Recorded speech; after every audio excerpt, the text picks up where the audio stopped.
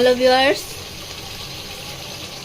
আজ আমি তৈরি করছি মাটন।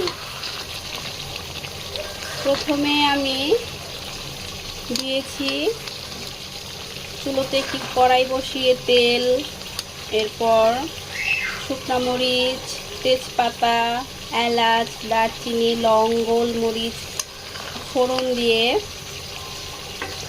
এরপর দিয়েছি মশলা, যেমন হলুদ গুঁড়ো, মরিচ গুঁড়ো, জিরা গুঁড়ো, জয়ত্রী গুঁড়ো, আদা বাটা, রসুন বাটা, পেঁয়াজ বাটা। এরপর আরও অনেক ধরনের মশলা মিক্স করে সেগুলো দিয়ে দিয়েছি। যেমন একটা স্পেশাল মশলা আছে আমার, ওইটা তো আমি সবসময় রান্নায় ইউজ করি, আপনারা জানেন। সেগুলো দিয়ে এরপর মাংস দিয়ে কষিয়ে নিয়েছি। তারপর লবণ দিয়েছি, এরপর দিয়েছি কয়েক টুকরো আলু। দেখুন প্রায় হয়েই গেছে, কষানো হয়ে গেছে, রান্নাও শেষ। এরপর আমি গোটা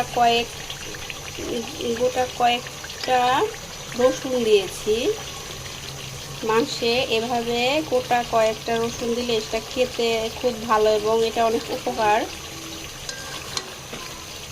তো সম্পূর্ণ ভিডিওটা দেখানোর দরকার নেই, কারণ মানুষ এখন মোটামুটি রান্না করতে জানে, জাস্ট একটু দেখালাম।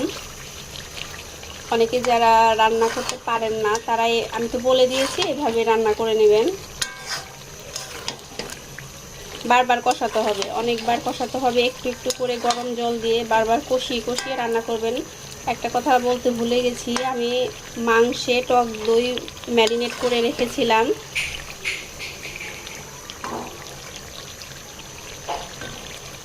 মাটনে টক দই দিলে সেটার স্বাদ অনেক বেড়ে যায় এবং এটা খেতেও টেস্টি হয় এবং এটা হেলদিকর খাবার। তো viewers, thank you, subscribe my channel.